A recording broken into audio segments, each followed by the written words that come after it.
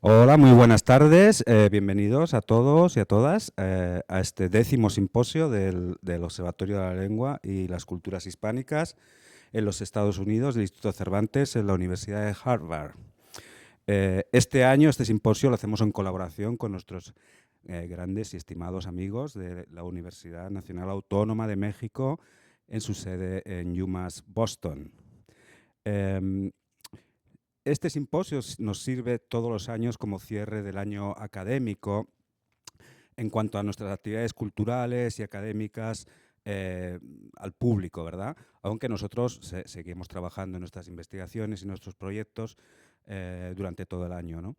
Y en esta ocasión el simposio lo dedicamos al hispanismo digital, que es un concepto que hemos acuñado así Bruno y yo, ¿verdad? Eh, en un día de muy mala inspiración. Eh, es decir, que el simposio se dedica a la lengua y a las culturas hispánicas desde la perspectiva de las humanidades digitales. Y es que mientras otros se dedican a cerrar redes sociales y se dedican a cerrar páginas web en español en los Estados Unidos, pues en el observatorio nos empeñamos y nos comprometemos en dar a conocer y en discutir académicamente el papel del español, tanto en las redes como en la web, y en dar visibilidad a todos los proyectos e iniciativas que desde los Estados Unidos o para los Estados Unidos están usando o explorando tecnologías digitales para análisis, la preservación o la difusión de la lengua española y de sus culturas. En este simposio asistiremos a la presentación de un amplio elenco de propuestas en humanidades digitales, corpus lingüístico, repositorios digitales, colecciones orales, podcasts, recursos pedagógicos, bibliografías, análisis y edición de textos literarios y de documentos antiguos, inteligencia artificial o redes sociales, y haciéndolo además desde perspectivas diversas, también inclusivas, que tienen en cuenta, por ejemplo, a las comunidades con discapacidad visual, el servicio comunitario, las periferias digitales, la justicia social o la resistencia lingüística. Creo que ninguna de esas palabras está muy bien vista hoy en día. Contamos para ello con una selección de 12 ponencias, de 2 amplios paneles, uno dedicado uno relatando las iniciativas digitales de nuestro observatorio y el otro una mesa redonda organizada por nuestros queridos amigos de la UNAM que versará sobre los desafíos de las lenguas minorizadas en el mundo digital. Además, contamos con 2 magníficas conferencias plenarias, la primera impartida hoy por el profesor Francisco Gago Jover, de la Universidad de Holy Cross y del histórico Hispanic Seminary of Medieval Studies, el cual remonta a sus orígenes a la Universidad de Madison en Wisconsin, y la segunda impartida por la profesora Concepción Company, y no me he equivocado, es que se llama así, Company, Company al cuadrado, de la Universidad Nacional Autónoma de México, de la Academia Mexicana de la Lengua y de Colegio Nacional. Ambos tienen algo en común, son verdaderos expertos en sus respectivos campos académicos, la lexicografía histórica, en el caso del profesor Gago, o la morfosintaxis histórica del español, en el caso de la profesora Company, y comparten también algo menos común, que es la generosidad de haber dedicado una buena parte de su labor académica a pensar y a crear recursos digitales para que el resto de la comunidad, tanto la académica como los públicos en general a los que servimos, puedan trabajar o explorar el inmenso legado histórico, literario, cultural y lingüístico del español. Me decía ayer la profesora Company, en nuestra comida, que a eso ella lo llama picar piedra. Yo añado que, que picar piedra, siendo un trabajo normalmente muy poco reconocido en nuestras áreas de estudio al menos, es la base indispensable para poder construir cualquier casa y también nuestras grandes catedrales académicas. Y para que podamos ya comenzar a disfrutar de este simposio, lo primero que tengo que hacer es callarme, por supuesto, y dar paso de una vez ya a nuestros conferenciantes, nuestros ponentes y a nuestros panelistas. Pero antes de hacerlo, quiero darme el gusto de presentar ante todos ustedes al profesor Francisco Gago Jover, que siendo colega en el mundo académico es, sin embargo, también buen amigo, lo cual suele ser raro, colega y amigo. Francisco Gago Jover es profesor de la en el College of the Holy Cross en Worcester, Massachusetts. Estudió en la Universidad de Valladolid y allí se licenció en Geografía e Historia en el año 85. Posteriormente cursó estudios de doctorado. Tenía que decirlo. Sí, sí. Tiene mucha experiencia para lo joven que es. Posteriormente cursó estudios de doctorado en Lingüística y Filología Románica y Española en la Universidad de Wisconsin, en Madison. Su tesis doctoral fue un estudio del léxico militar castellano de la Edad Media. Es autor de 2 diccionarios fantásticos de terminología militar, una edición de la versión castellana del Arte de Bien Morir, diversos artículos sobre lexicografía, creación de corpus lingüísticos, estilometría y numerosas y cuidadísimas transcripciones paleográficas de textos medievales castellanos. Ha impartido cursos de doctorado en diversas universidades de los Estados Unidos, por ejemplo en UMass Amherst o en BU, Boston University, y de España como la Universidad de León, la Universidad de Valladolid o la Universidad de las Islas Baleares, y últimamente anda dando cursos de verano en la Universidad Internacional Méndez Pelayo de Santander. Ha ofrecido numerosos talleres sobre distintas aplicaciones de las humanidades digitales, por ejemplo, paleografía y transcripción automatizada de textos, estilometría, diseño de corpus lingüístico y un largo etcétera. Como director de proyectos digitales del Hispanic Seminary of Medieval Studies, es responsable de la Biblioteca Digital de Textos del Español Antiguo, de la Bibliografía de Estudios Léxicos de Textos Medievales y del Archivo Textual del Español Antiguo, un corpus lingüístico, lematizado y etiquetado morfológicamente, del cual seguro que nos hablará hoy, de casi 40 millones de palabras, de textos medievales escritos en castellano, navarro-aragonés, asturiano, leonés y en aragonés propiamente dicho. Estimado profesor Gago Jover, querido Paco, es un placer darte la bienvenida al Observatorio de Lengua Española en Harvard. Muchas gracias por hacernos un hueco entre tanto viaje y viaje y entre tanta reunión y reunión de decanos y sobre todo entre tantos manuscritos e incunables a los que te dedicas incansablemente. Muchas gracias y bienvenido. Muchas gracias. Muchas gracias, Javier, por tan amable recepción. Javier y yo nos conocemos desde hace muchos años, somos compañeros de crimen en algunos de los proyectos de los que voy a hablar aquí. Este año coincide con el 50 aniversario de la creación del Hispanic Seminary of Medieval Studies. Es decir, es un año importante para nosotros. Voy a hablar un poco de la prehistoria, literalmente de la prehistoria de los estudios digitales hispánicos, no solamente en los Estados Unidos, sino en el mundo entero.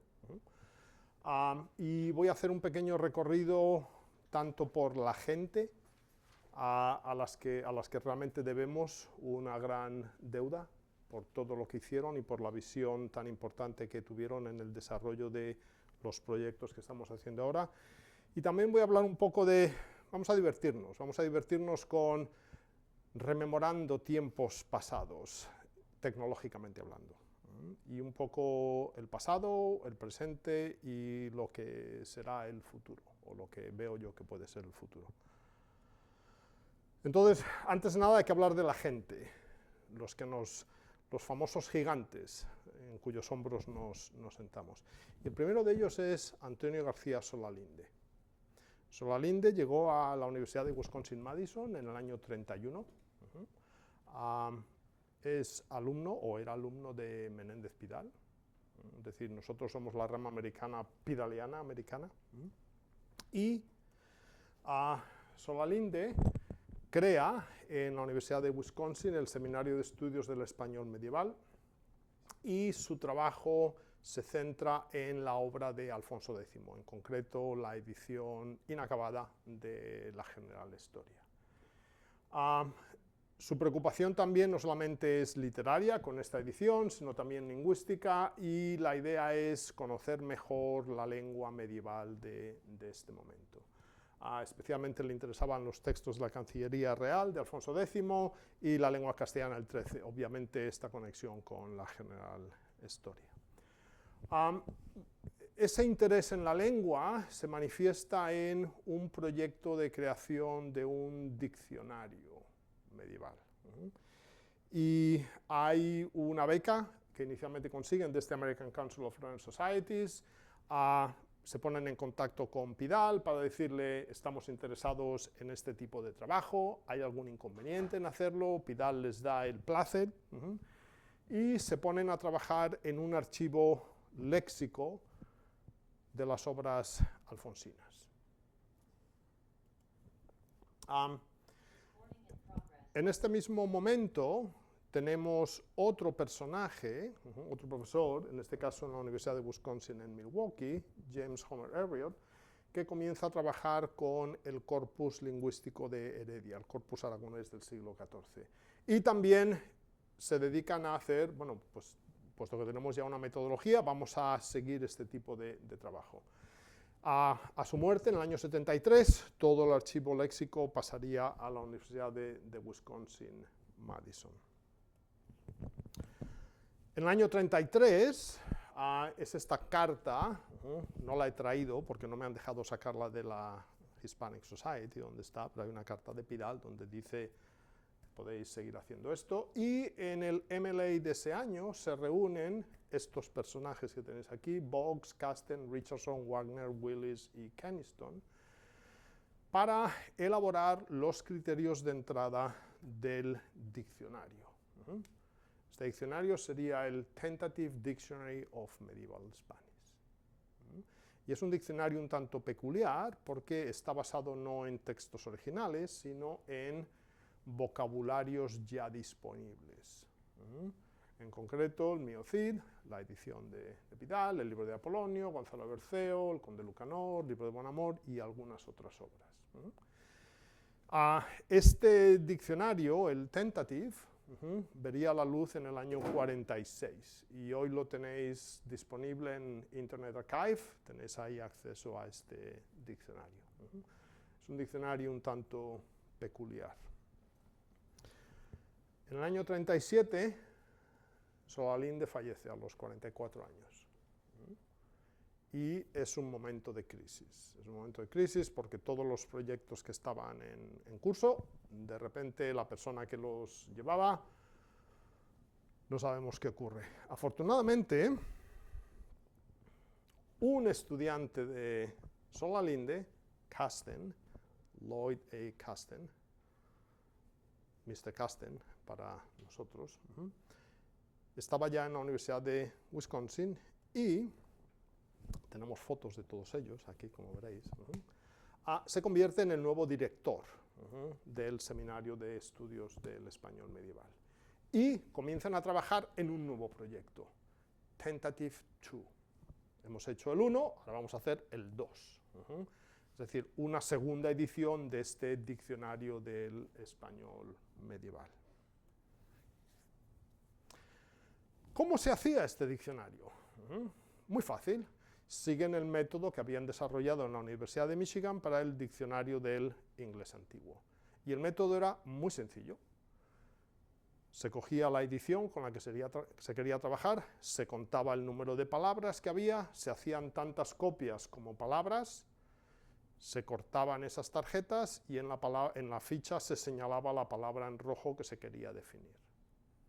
Es decir, si en una página hay 100 palabras, se hacen 100 copias, o menos, dependiendo si las palabras se repiten o no, y se iban organizando un fichero alfabético de todas las formas encontradas en estas ediciones. Tarjetas de 3×5 llegaron a ser cerca de 12 millones de tarjetas. Podéis imaginaros la dificultad de consulta. Aquí no es un buscador de Google y encuentra... No, aquí había que ir a los cajones y encontrar las fichas. Y este es uno de los grandes problemas de este diccionario, de este proyecto lexicográfico. ¿Qué problemas hay? Pues fundamentales. Por un lado, las fuentes lexicográficas no son documentos originales, sino ediciones modernas de textos medievales. Y cada una está preparada con criterios diferentes. Cada editor sigue un método. Unos regularizan, otros no regularizan, unos modernizan, otros no modernizan, con lo cual realmente no se refleja el lenguaje de la época, sino la interpretación que un editor moderno hace de ese lenguaje. También uno de los problemas de trabajo, este trabajo en fichas, es qué se hace con las palabras más frecuentes del español. Es decir, si nos ponemos a trabajar con la letra A, que puede ser preposición, que puede ser verbo, que puede ser un montón de cosas con muchísimos significados, ¿qué hacemos con ello? Se toma la decisión de, bueno, hay cosas que no vamos ni a mirarlas, preposiciones, determinantes, artículos, eso mejor ignorarlo, algunos verbos que son muy frecuentes, esos no tocarlos. Con lo cual, solamente se incluye menos del 40% de la cantidad de formas recurrentes. Hay muchas formas únicas, pero las formas recurrentes no se incluyen.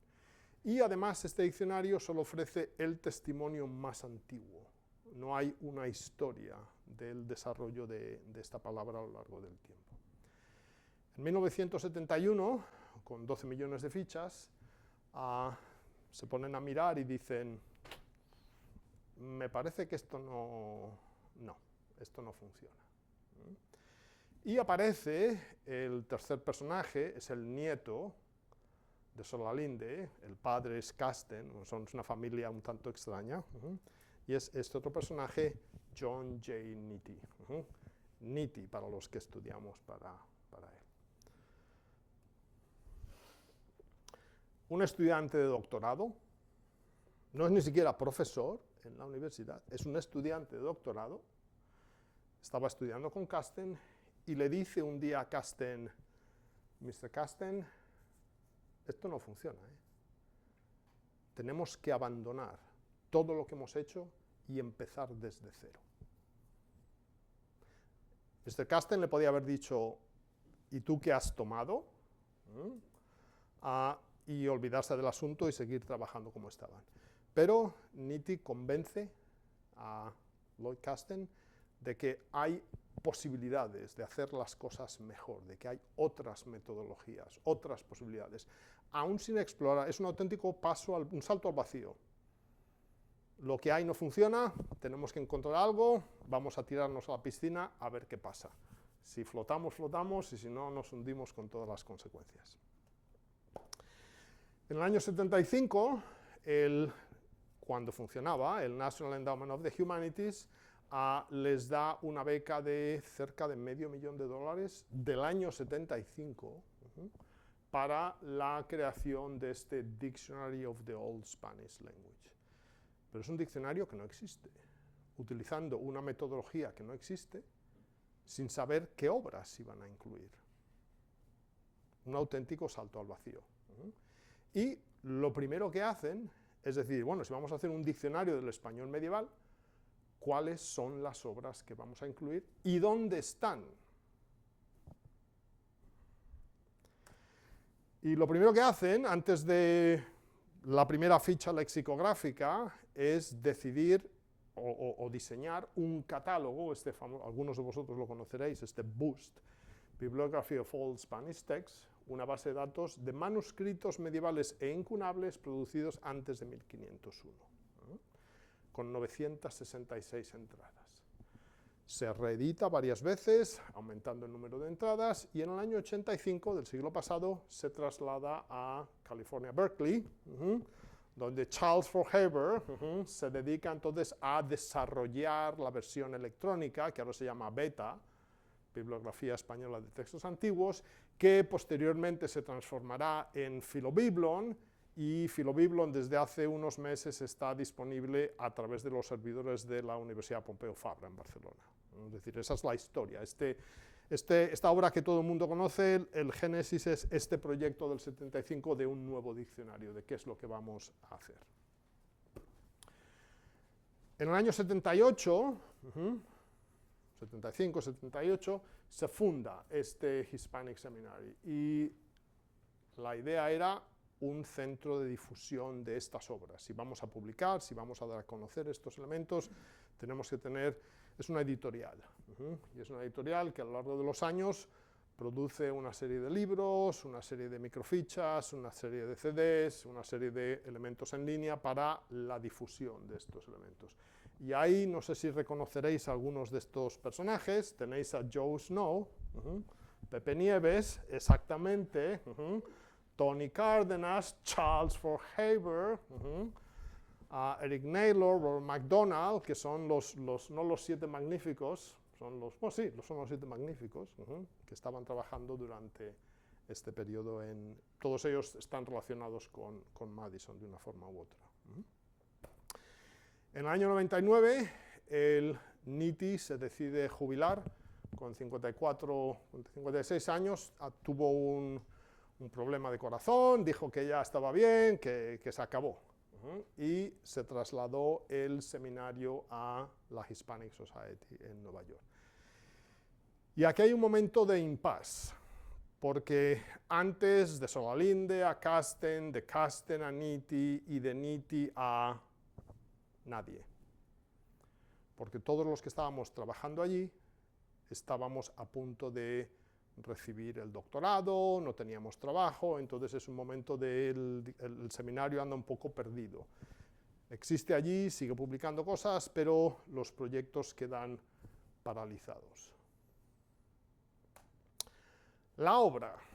Vamos a hacer un recorrido visual por diferentes tipos de obras y diferentes plataformas de utilización. Podemos empezar con la primera obra de Solalinde, entre el 30 y el 57. El primer volumen es el editado por Solalinde, la segunda parte editada por Solalinde, que ya había fallecido, Kasten y Oldslager. Esto es lo único que producen de la General Historia. Pero hay más. Todo está relacionado con el diccionario de textos medievales. En el año 96, María Teresa Herrera, de la Universidad de Salamanca, publica este diccionario español de textos médicos antiguos, utilizando la metodología desarrollada en el seminario, y hablaremos un poquito de ella. Entre el año 97 y el año 2005 hay una serie de tesis doctorales, todas ellas, si os fijáis, son diccionarios, utilizando exactamente la misma metodología. Mi tesis doctoral sobre los términos militares, otra sobre el español en Nebrija, es un léxico, o sobre las 7 partidas de Fernando Tejedo, que ahora está en la Universidad de Wisconsin. En el año 2000 se publica el Diccionario Español de Documentos Alfonsíes, de Sánchez González Herrero, colega de María Teresa Herrera, también siguiendo la misma metodología. Y finalmente, en el año 2001, se publica el Tentative 2. Es decir, es un proyecto que, aunque se había abandonado, no había muerto del todo, gracias a Joe Cody, estudiante del señor Kasten, decide que todos los días, antes de trabajar, iba a ir a la universidad a trabajar en este diccionario, y a lo largo de 30 y tantos años, todos los días, sin falta, iba añadiendo nuevas fichas hasta que finalmente se publicó este diccionario. Al año siguiente, en el 2002, se publica este diccionario de la prosa castellana del rey Alfonso X, que era el proyecto inicial. Evidentemente, este Dictionary of the Old Spanish Language es un proyecto enorme, es un proyecto casi inabarcable, y la decisión que tomó el seminario era que era mejor hacer diccionarios de obras o de autores concretos y no empezar con la A y llegar a la Z, porque no se llega nunca en ese sentido. En el año 2017, otro colaborador del seminario publica este diccionario herbario de textos antiguos y premodernos, de nuevo utilizando la misma metodología. Y básicamente, cada uno de los que hemos trabajado en el seminario nos interesaba un tema concreto y hemos desarrollado nuestro trabajo en ese tema, no necesariamente, es decir, de la A a la Z en ese tema, pero no necesariamente abarcando toda la lengua medieval. Primero porque la desconocemos, no tenemos todas las fuentes. Y La última versión es esta, de 2024, es este diccionario de la prosa castellana del rey Alfonso X, pero ahora en versión digital. Y para ello, lo único que tuvimos que utilizar son los ficheros en látex que teníamos, convertirlos a XML, limpiarlos, convertirlos a HTML y publicarlos. Es decir, ha habido no hemos reinventado la rueda, hemos utilizado diferentes metodologías para tener el mismo producto de esta manera en línea. Entonces, esto es un poquito la gente y la obra. Y vamos a hablar ahora de métodos. Y aquí hay cosas divertidísimas. Me imagino que habéis trabajado con textos antiguos, ¿no? Algo, un poco. Y hay dos formas de trabajar, ir al archivo y trabajar con el documento, pero lo más normal es trabajar con una reproducción. Estas son las reproducciones con las que se trabajaba en su día. Yo la tesis doctoral lo hice en parte con esto. Estos son silver prints, sacadas a través de microfilm que se imprimían, y claro, si había borrones, y esto no podías ampliarlo, no podías hacer nada, era lo que había. De hecho, muchas de las transcripciones que se hicieron en ese momento, cuando las hemos ido revisando, nos hemos dado cuenta de que lo que no veían, no es porque no estuviera, es que literalmente no se veía. Fotografías en blanco y negro de microfilms que no eran necesariamente de la mejor calidad, planteaban muchos problemas. Esto, que era la forma en que, por ejemplo, muchos de los archivos enviaban el material impreso, mejora un poco con los microfilms. Microfilms de mejor calidad. A alguno de vosotros os dará miedo esa máquina de haber pasado horas ahí, de el ruido que hacía pasar, brum, brum, y que nunca paraba en el fotograma que uno quería. Era siempre un problema. Y luego terminaban todos hechos un desastre porque se caían, salían rodando. Mejor calidad, mucho mejor calidad, muchas más posibilidades porque se podía ampliar, podías cambiar la lente y tener pero había que estar con una máquina de escribir al lado haciendo la transcripción, a pedales literalmente. Hoy en día tenemos a nuestra disposición imágenes como esta. Son imágenes digitalizadas de muy buena calidad que permiten todo tipo de postproducción. Podemos cambiarle el contraste, podemos cambiar los colores, podemos eliminar un color, podemos hacer muchas cosas para poder leer estos textos. Evidentemente es muy fácil de leer, pero hay otros que son muchísimo más complejos. Podemos ampliar y lo tenemos ya en un formato que es mucho más manejable. Eso es en cuanto a las obras. En cuanto a la transcripción paleográfica, que supongo que todos vosotros habéis hecho transcripción paleográfica, uno de los problemas que tuvieron que resolver, igual que habían hecho lo de estas son las obras que vamos a incluir en el diccionario, es cómo incluimos esas obras en el diccionario, cómo las vamos a editar, cómo las vamos a transcribir, qué decisiones vamos a tomar. Y para ello, David Mackenzie decide trabajar en este Manual of Manuscript Transcription for the Dictionary of the Old Spanish Language. No es un manual de transcripción, es unas normas de transcripción para este tipo de trabajo. Estamos en el año 97. Unicode es una fantasía en la mente de algunos desarrolladores. Solamente existe ASCII 7, solo. No hay ñes, no hay cedillas, no hay nada. Son 128 caracteres. Y con esos 128 caracteres se inventa una forma de representar en la página electrónica lo que aparece en la página en papel. Curiosamente, hoy en día seguimos utilizando la misma metodología. Funciona muy bien, está realmente muy bien pensada. Hay varias ediciones y revisiones de este diccionario. Bueno, sabemos cómo vamos a transcribir.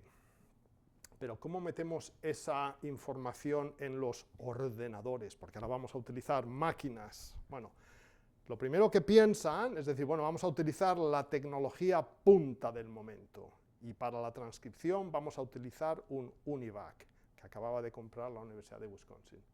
Había un pequeño problema. ¿Sabéis cómo se introducen o cómo se introducían los datos en un UNIVAC en esta época? Con eso, para transcribir un texto medieval. Se hacían las fichas perforadas, se metían, lo leía, lo procesaba y sacaba una serie de concordancias, sus elementos. Pero ya os veo la cara de decir, ¿y esto qué es? Vale. Evidentemente eso creo que en 2 minutos dijeron, lo miraron y dijeron, no, esto no funciona, esto es una forma imposible de trabajar. Y empiezan a buscar qué soluciones existen. IBM, en esa fecha, había sacado una máquina de escribir, el IBM Selectric. ¿Os acordáis de esas máquinas de IBM que tenían una bolita metálica? No, pues aquí la tenéis. Esa bolita metálica. Entonces, lo que hacen, estamos hablando de máquinas de escribir, pero ¿cómo las conectamos una máquina de escribir con un ordenador? Entonces, en un principio lo que deciden es utilizar una bola especial que tiene estos caracteres de OCR. Se escribían en papel en el seminario y por la noche se llevaban a un despacho de abogados que tenían una máquina de OCR y se pasaban del papel a formato electrónico que se procesaba en el UNIVAC. Entonces, si una persona quería trabajar, yo te mandaba una bolita de esas, tú me enviabas el papel, yo lo procesaba, lo volvía a imprimir, te volvía a mandar papel, tú me indicabas las correcciones, y así es como lo hacían en un principio, las transiciones paragráficas. Esto tampoco duró mucho tiempo, porque evidentemente muy lento y problemático. La tecnología sigue avanzando, y DEC, en su día, crea estas terminales, Intelligent Video Terminal. De inteligente no tenía nada, pero bueno. Lo que tenía era que se podía conectar a uno de estos Winchester tapes, de estas de grandes, como que aparecen en las películas de ciencia ficción de los años 60. Entonces, se trabajaba aquí, me estáis mirando como si esto no lo hubierais visto nunca, unas pantallicas así pequeñas de color azul o de color verde, y ahí es donde se transcribía y eso se guardaba en esta cinta. Estamos hablando antes de los discos duros, antes de los floppies, cuando los floppies eran floppies así, no así o así pequeños. Y esta es la forma de trabajar. Yo, y aquí me voy a delatar los años, yo he trabajado con esto todavía. Era un auténtico placer. Luego había que hacer todos los días el backup en ese invento. Afortunadamente esto no duró mucho tiempo porque IBM lanza esta maravilla, el XT286, que era el Nova Más, era el Ferrari del momento, con un chip de 6 MHz de velocidad. ¿Ok? 6. Solo 6. Con 640 K de memoria. No megas, K, no gigas, K de memoria. Y con un disco duro de 20 megabytes. Una maravilla. Eso, pero eso era extra, eso costaba más dinero. Y luego un floppy, que era donde se instalaba todo el sistema operativo. Y con esto se trabajaba. Se trabajaba con el microfilm y uno se ponía adelante a hacer esto. Hoy en día, para que veáis un poco los cambios que hay, el ordenador con el que trabajo yo es este.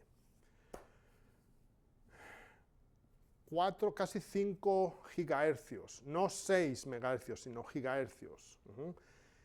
El cache de memoria de ese chip tiene 24 megabytes, más que el disco duro inicial.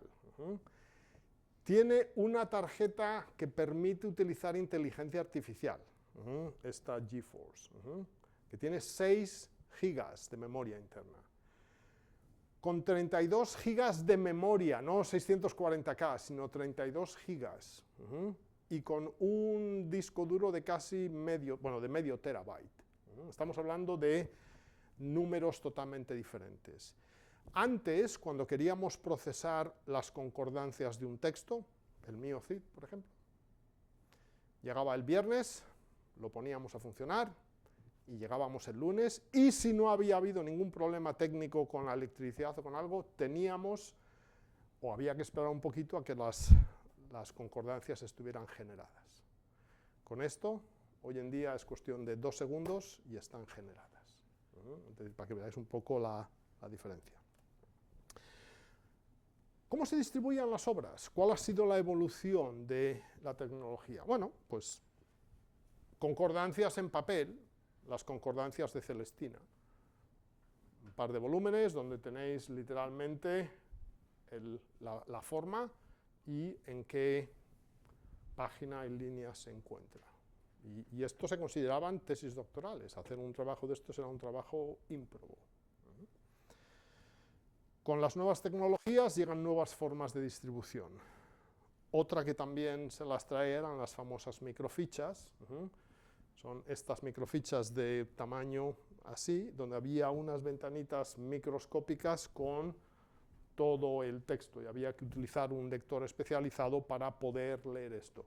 Con lo cual, si uno quería hacer un trabajo léxico y quería encontrar una forma y quería ver dónde estaban, leía en el texto donde aparecía esa forma y luego tenía que ir a esta máquina, buscar en el índice para ver en cuál de las otras fichas aparecía e ir continuamente cambiando para recuperarlas todas ellas. Con el tiempo, esas concordancias se convierten en formato electrónico. Ya no es formato físico, sino formato electrónico distribuido en CD-ROM. Los problemas siguen siendo los mismos porque no permite un acceso directo de la forma al ejemplo o del ejemplo a la forma. Pero es mucho más rápido procesado con un ordenador. El siguiente paso, y este es un paso intermedio, es la publicación en línea de unas concordancias interactivas, donde ahora podemos buscar en los índices, tenemos las formas, de las formas nos lleva a las concordancias y de las concordancias nos lleva al texto simplemente haciendo clic con el ratón. Pero esto es poco. Esto no permite más que trabajar con un texto, una obra en cada instante. Entonces, uno de los proyectos, o de los nuevos proyectos, también tiene raíces antiguas, en este artículo de 1978. 1978. Estamos hablando de la infancia digital. Y en este artículo Nitti dice lo siguiente: su objetivo es la creación de este All Spanish Archive, que sea un repositorio de textos e imágenes para que se puedan recuperar de forma remota. Esto es antes de la invención de Internet, o los primeros momentos de estos DARPANET todavía. Pero es esta idea de ver las posibilidades. Este fue Nitti, el que convenció a Kasten de esto no vale, tenemos que empezar de cero. Es un auténtico visionario. Y esta semilla que se plantó en ese día, hoy en día, gracias a la colaboración de Javier, que también tiene aquí parte en el nacimiento de esta criatura, es este All Spanish Textual Archive. El nombre es muy parecido a propósito, es decir, es una especie de homenaje. Y este All Spanish Textual Archive, tenéis el del 21 y el del 25, que queremos publicar rápidamente. A día de hoy hay 520 códices transcritos, 2.063 obras, 1.734 son títulos únicos, 377 autores, hay muchas obras de autor desconocido, 96.000 folios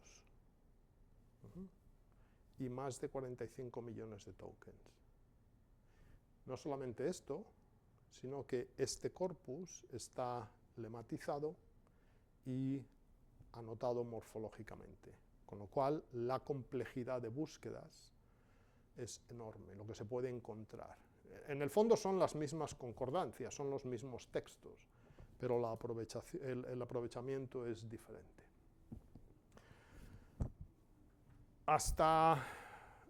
Estaba comentándole antes a Concepción que la forma de trabajar para nosotros ha cambiado radicalmente. Antes nos sentábamos delante de un ordenador con nuestra imagen y transcribíamos. Yo todavía todos los días transcribo porque es una cosa que me gusta, es un ejercicio muy interesante.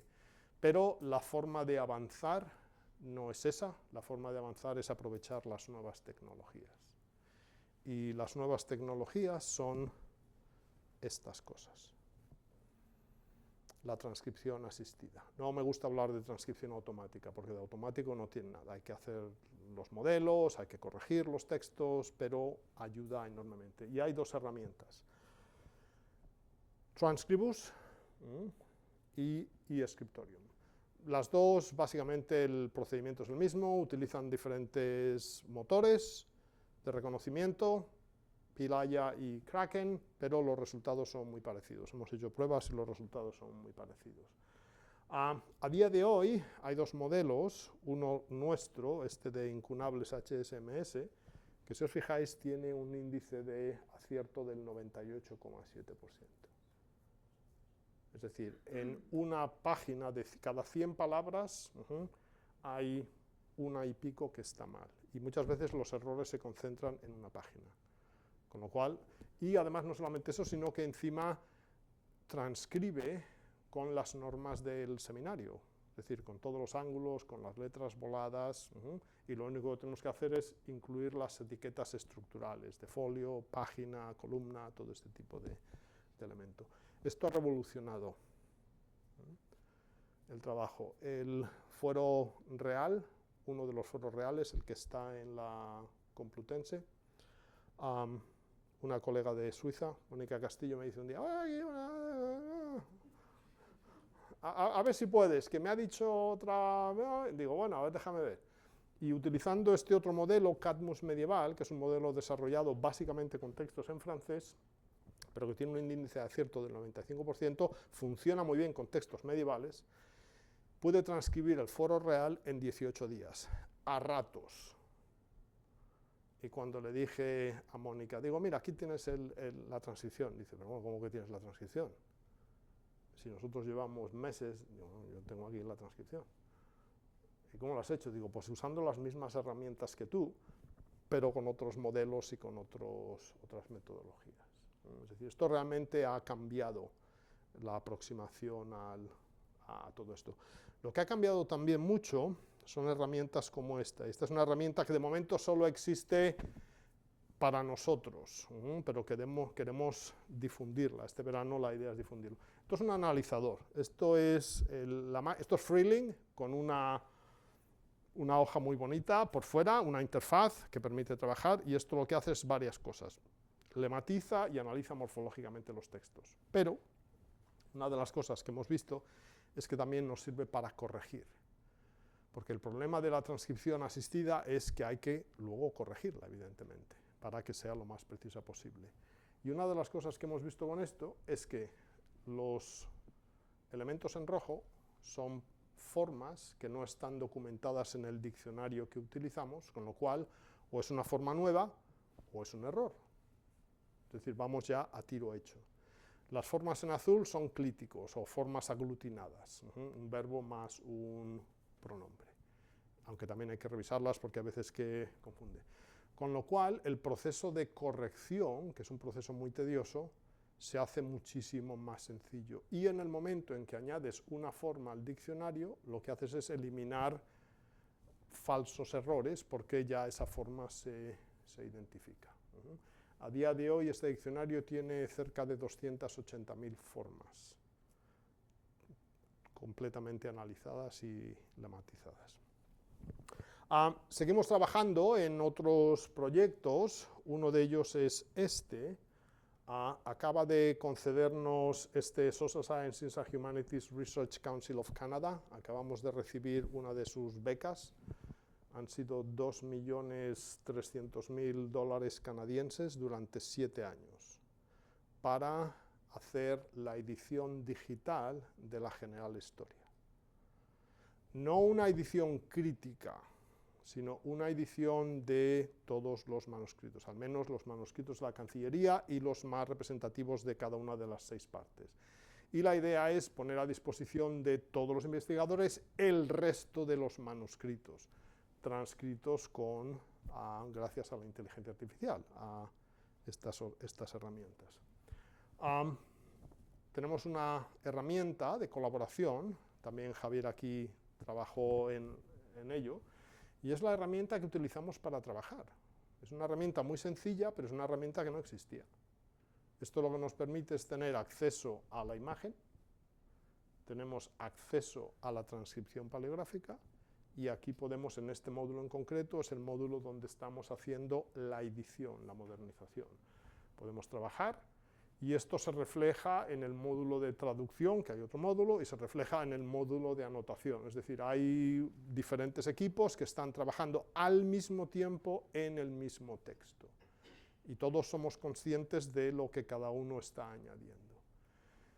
Esto, como os imagináis, permite trabajar de una forma totalmente diferente, asíncrona y en diferentes usos horarios.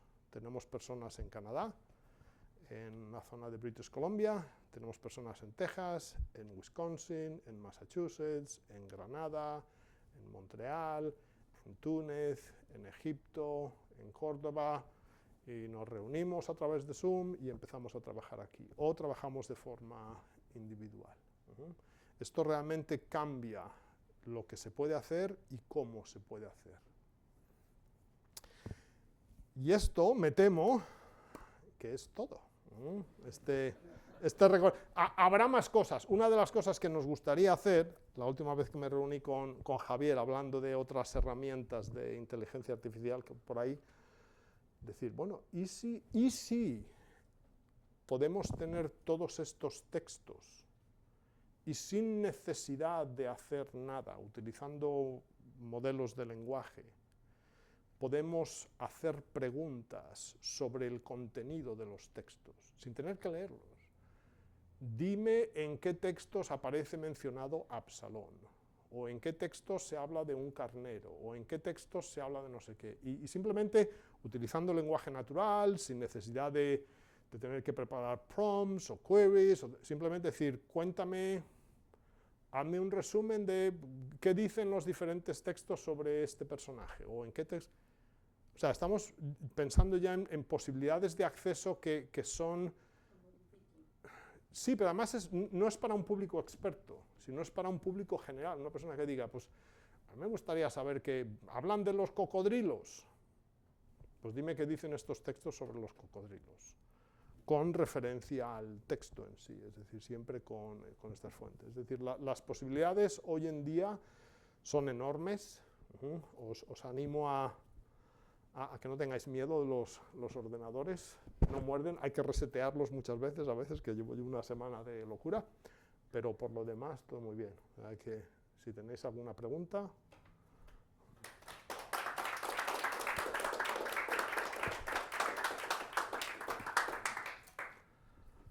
Muchísimas gracias, Paco, menudo paseo desde la infancia. Desde el año 85 que me gradué. O sea, yo he visto las fichas perforadas en mi casa, o sea que... ¿alguien tiene alguna pregunta, algún comentario, algún interés particular? Sí. Interesantísimo. Muchísimas gracias, Paco, por este viaje desde la prehistoria. Yo debo decir que así como anécdota para los jóvenes, para la sintaxis histórica de la lengua española, tras mucha reflexión y mucho diálogo, decidimos usar ediciones del Hispanic Seminary of Medieval Studies porque son de un respeto absoluto al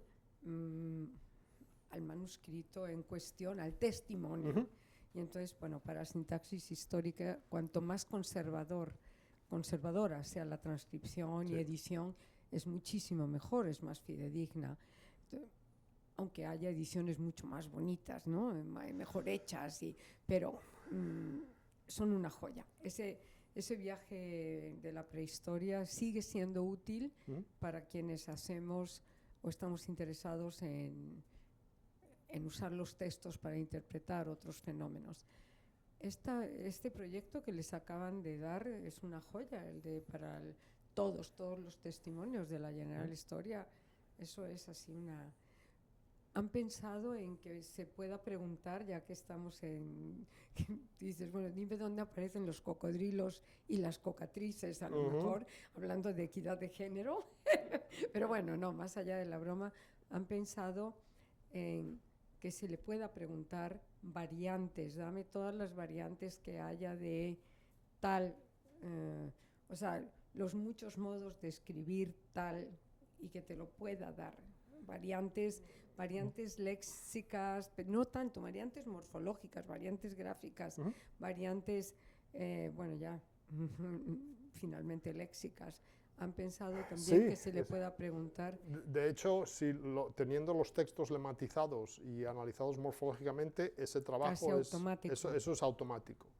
Entonces, la idea es hacer dos cosas diferentes. Una de ellas es esta edición regularizada de algunos testimonios, pero eso luego eso es una gran joya. Además anotados, con anotaciones de fuentes, con anotaciones de tipo bíblico, todo tipo de anotación. Y luego puntos de entrada diferentes, donde una persona diga, a mí lo que me interesa solo es la materia clásica, y se elimine todo lo que es bíblico, o me interesa solo lo bíblico, o me interesa seguir a este personaje. Y quiero ver en un mapa dónde aparecen estos lugares, o dónde aparece este personaje, en cuál de los testimonios. Y luego la idea un poco más allá es añadir los otros testimonios, porque hay... Y verlos quizá en paralelo, como el corpus de Biblias, podría, ¿no? Es una joya. Una de las posibilidades, o simplemente tener acceso a estos documentos de diferentes maneras, utilizando la lematización y el análisis morfológico, o utilizando herramientas de lenguaje natural, donde estás haciendo preguntas de tipo directo. Y es cuestión de entrenar el modelo y decirle, estas son las formas que hay. El diccionario que estamos creando es un diccionario un tanto... Algunas de las decisiones pueden parecer un poco arbitrarias, pero tienen su sentido. Por ejemplo, yo lematizaría de la misma forma cocodrilo y cocadriz, bajo el lema cocodrilo. Básicamente para cuestión de facilitar la recuperación, porque luego el análisis... O sea, es un asunto de nunca acabar. No, o sea, evidentemente... El emperador y la emperatriz van sueltas o van juntos. Exactamente. Entonces, aquí la cuestión es una decisión que cada proyecto tiene que tomar y decir, esto, guste o no guste a otros, en nuestro proyecto es lo que hay. Entonces, la idea es esa, es poner a disposición del público, y no solamente del público investigadores. Hoy en día es posible, porque ya hemos empezado a hacer pruebas, de utilizar un texto medieval y hacer la regularización utilizando inteligencia artificial y luego corregirlo. Eso es posible. Pero es que en parte del proyecto es la traducción al inglés. Y al inglés por un motivo, porque la mayoría de los lenguajes naturales están basados en el inglés, con lo cual se puede presentar una traducción automática del inglés al francés, o al chino, o al alemán, sin necesidad de tener que traducirlo. ¿Es una traducción perfecta? No. No. Pero es una traducción que no existe de otra manera. Entonces, es un poco lo que se puede hacer, y, o sea, el ideal de hacer traducciones maravillosas en todas las lenguas y decir, vamos a dar acceso a la gente a esto. O de una persona que diga, un maestro, quiero que me cuentes esta historia en un lenguaje que entienda un niño de México que tenga 10 años. Y este lenguaje natural te cuenta la historia del rey o del faraón o de no sé qué en otro tipo de lenguaje. O sea, no es tanto, pues es una herramienta para grandes investigaciones, pero puede ser una herramienta para gente que diga, es una obra interesante, no sé qué dice. Y intentar que sirva de modelo para otros proyectos, de qué es lo que se puede hacer con estas nuevas tecnologías. Tenemos 7 años para hacerlo. No. Ya llevamos tiempo trabajando, hay muchas cosas que ya están hechas, pero evidentemente el plan es terminar la edición de la General Historia 1 este año, este verano, y empezar con la 4. Vamos a empezar primero con los textos de la Cancillería y luego movernos son los más grandes además, G1 y G4 son los más grandes de los que hay. Y una vez ya tenemos metodología, tenemos un manual, o sea, las bases están sentadas, la tecnología está ahí. O sea que, sí, muchas gracias. ¿Alguna pregunta más para el profesor Francisco Bebo? ¿No? Bueno, pues muchas gracias. Y yo creo que paso la palabra a Javier. ¿A mí por qué? es el jefe.